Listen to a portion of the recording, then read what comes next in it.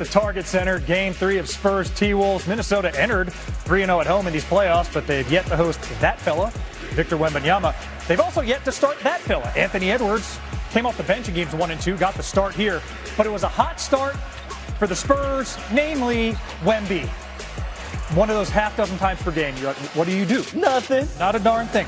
First player in NBA playoff history to average 15 points, 5 blocks through his first 6 playoff games. Had the block there, actually had 5 of them in the game. And oh, by the way, the first 7 points for San Antonio. At this point, it's Wemby 7, Wolves 1 after the free throw. Game 3 winners and tied best of 7s advanced 73% of the time. So this is pivotal for Ant, and he knows it. He had 13 in that first quarter. Wolves within 1 after 1. Edwards carrying them, but other guys getting involved late first half. Julius Randle passing a French test over Wemby. Randle had a dozen, those allowed us 2. Tied at 51 at the half. Then in the third, it was like a superhero summer blockbuster. Alien versus Ant-Man. Wemby, 3 of 5 from 3. We're going to show you all of them. Spurs up 6. And then Edwards, answer, splits a double team, off the window, whatever. He had a team high 32. Wolves within 5. But more Wemby. Minnesota's been physical with him all series. Unbothered. Switches hands midair. Spurs up 7 after 3. To the fourth. Wemby heats up on offense. A barrage et trois. He scored the first 7 points for them. Also had 16 in the fourth. But Minnesota, they've been terrific in the fourth quarter all postseason. Here's a third chance bucket. Spills to Gobert. Stifle Tower went for 13 and 7. Wolves within 3 after the made free throw. But too much Wemby. Over the Gobert contest, Wemby goes for 39 points, 15 boards, 5 blocks, making playoff history in the process in a 2-1 series lead. I think we showed some strength, during this game, some relentlessness. But we still got to prove to ourselves that we can sustain that.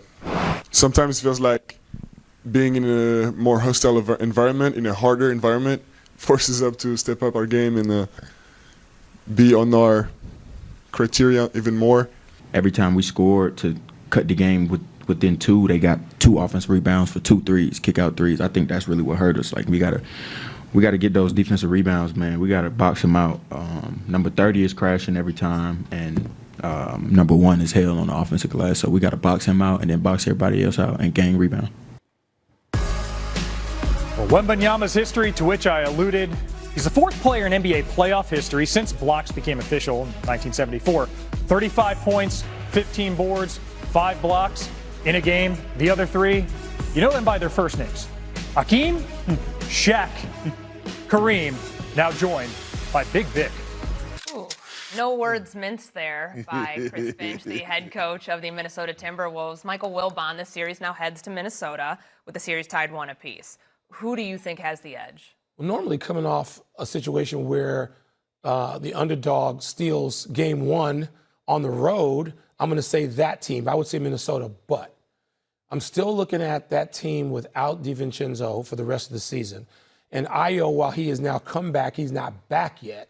And if you had those 2 guys and you work them in and you can put them on Castle and you can put them on De'Aaron Fox and you can have them available, I'd say Minnesota, given they also have gone to the last 2 Western Conference Finals, I'd say Minnesota, with that series swinging to Minneapolis, has the edge. Mm-hmm.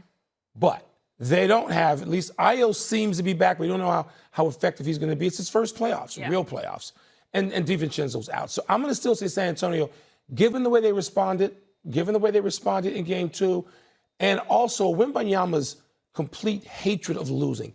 Yeah. That's what I love. That trait about him, we talk about all the physical attributes, his emotional and psychological makeup, and it just reminds me of the great players of all time. And Perk, you played with some guys like these, and Stephen A., you and I have covered these guys forever.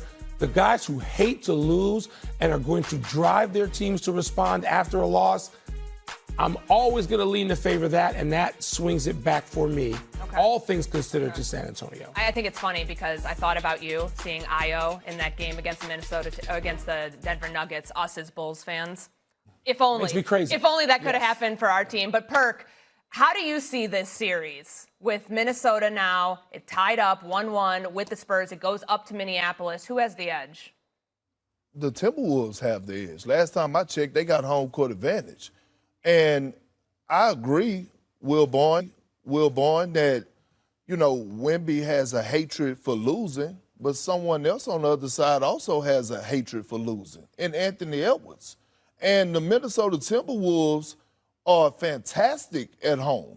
They have developed an atmosphere over the past 2 to 3 seasons in that arena where it's a tough place to play in. They're undefeated at the crib this year, by the way. And we all know, because Wilbon, I've been watching you since this morning. I watched Greeny and Wendy and Monica and Allen. No one brought up home court advantage. No one brought up what it feels like in role players playing better at home. I said this a few days ago. San Antonio was in a must-win situation. They was going to come out with a certain level of desperation and tenacity and come out with an edge and come out with, and like Fish said, they punked them. But at the end of the day, you heading to Minnesota. Did you hear Anthony Edwards' post-game interview outside of what we played? He said he expect the crowd to be rowdy and loud. They going to be drunk. It's going to be rocking. This was his comments. So what he's saying is, we're coming home. The series is tied 1-1. This is a dangerous place to play in. This is not the Portland Trail Blazers, and no disrespect to them. This is Anthony Edwards in the Minnesota Timberwolves. Jay McDaniel has proven he plays better at home offensively. We saw him in the closeout game, 30-plus points. Rudy is going to play better. He wasn't all the way there. Julius Randle, he's the emotional guy. He feeds off the energy of the crowd. I'm not saying this may not go 6 or 7 games. I'm not saying that. But if I'm Minnesota, I got on that plane last night real comfortable and cool. Well, I'm not going to go that far. I am. When you get your ass kicked the way that they did, you don't get on the plane comfortable. You get on the plane with an attitude. You know what? We got something. I mean, they came back and smacked us. And our coach and our star said we got punked. And we got to do something about that. You're not feeling comfortable after an ass whipping. You're feeling urgency. Because what you don't want to happen is for San Antonio to get game 3. You see what I'm saying? Even if you split, you're almost better off losing game 4 than you are losing game 3. You lose game 3, San Antonio has the momentum, and they push you on the verge of being on the brink. That's problematic. You don't want to be in that situation when Minnesota after you just won game 1 and then all of a sudden you get smacked around 2 consecutive games. That's not, the back and forth was one thing, but to get smacked around back-to-back games, I don't think that will bode well for Minnesota. So my answer to this question for the moment is going to be, San Antonio. I'm looking at them as having an edge right now because they've got Minnesota on its heels. Even though it's 1-1 and it's going to Minnesota, you've got Minnesota feeling an urgency to winning game 3 because of the manner in which you lost game 2. That's how I view it. Well, it's going to be a physical series, and now the Spurs are really going to be tested because what did we witness last night? Right. We saw people ready to get their feet hot on the floor. We saw some technical fouls. Right. We saw some noise talking. Right. We saw a whole lot of that type of energy. So now you have to travel and go on the road. And I'm a little disappointed in you and Wilborn. I was getting ready to say Wilborn. Put Wilborn up on the camera, please, because I want to see this man when I say this. Yo, Wilborn, we need to be disappointed in this brother. He all over the place. Let me tell you this. Wilbon, you think you all over the place. Basically, what my schedule, days are old. I see the Wilbon, all these shows he did yesterday and everything. I like, damn, that's how my life used to be. Okay, but now it's you. Go ahead, brother. Take it away. The point is this. Big Perk, San Antonio Spurs are going to win the chip. Oh, then he goes from that to, if they lose game 2, they going to get swept. Then he goes from that to saying, look, right now, Minnesota has got the edge. Perk is all over the damn place, but he talking about us, and you disappointed in us. We disappointed in you, young big bro. We disappointed in you. Let me defend Perk to this extent, Stephen A., because I heard what he said. And Perk, you did say if San Antonio loses game 2. You did say that. I'm just trying to be accurate. And so, listen, if they lost game 2 last night, they would be in every bit as big of trouble as Perk suggested. I just think that the injuries, Perk, I'm only going with San Antonio has the edge because of those injuries. Because again, if you put DiVincenzo healthy out there and you put Ayo out there and you got Ant, and he can turn into a free safety defensively if he wants to, and you got those two guys and the fouls and the coverage, but you don't have them. And I know that Finch is so terrific at using his bench and deploying those players in various ways strategically. I just think they get handicapped, even going home, unless Ayo can come back and be the person that Courtney referred to earlier, be the person that he was in that first series where he drops 40.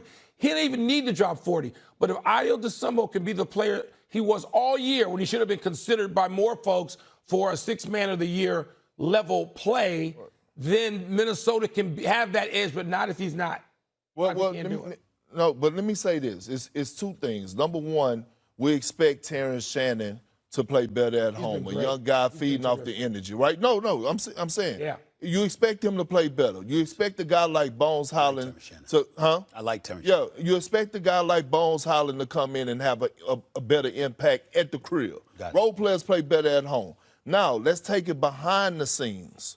When you talk about injuries and you talk about getting treatment, it's a lot different when you're getting treatment on the road. It's a big difference when you're getting treatment on the road and you getting treatment at home. See, on the road, you don't have the accessibility to certain things, meaning you have to share, you have to go and wait in a time slot, hotel rooms. You don't have your technology like you do at the crib. I know that experience. No, but I'm being serious. It's a reason. But when you go back home, it's different. Now you're in your practice facility. Now you got access to certain things. Now it's more medical staff that's there. You got access to more.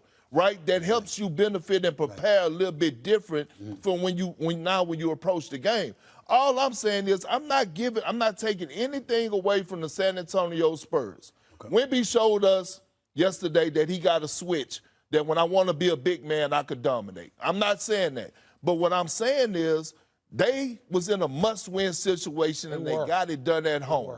If you're Minnesota, you got to feel good having this series, home court advantage, heading back to the crib. I got you. By the way, I wasn't joking. I'm very serious. I can relate. I miss home. I wasn't joking. You don't miss home. I do. This man is global. Perk, give him an elbow for me because you sitting close enough to do that with your wingspan. Call Stephen A. later. We're going to have it out over that. Yeah, a hard head makes for a soft ass. That's Anthony Edwards actually channeling some Perk there. All right, Knicks fans feeling pretty good after a Game 2 win.